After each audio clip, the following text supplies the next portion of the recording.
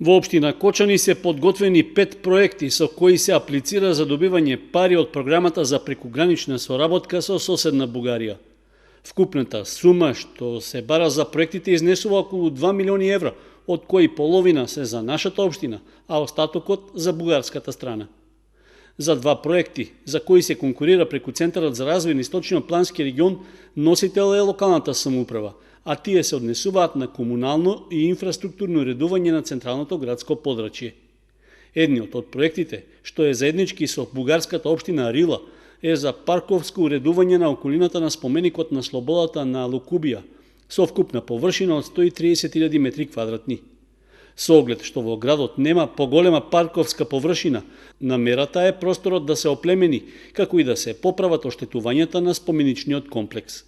Заедно со општината Разлог, аплицирано е за финансиска подршка за доизградба на кејски ѕидови на коритото на Кочанска река, од последниот саобраќаен мост на северниот дел од градот до локалитетот Бавчалук, со што ќе се регулира текот на реката.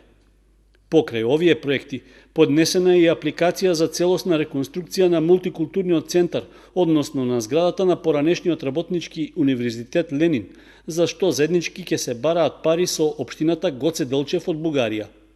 Кочанското основно училиште Свети Кирил и Методий со партнерско училиште од истата општина е носител на проект за подобрување на енергетската ефикасност.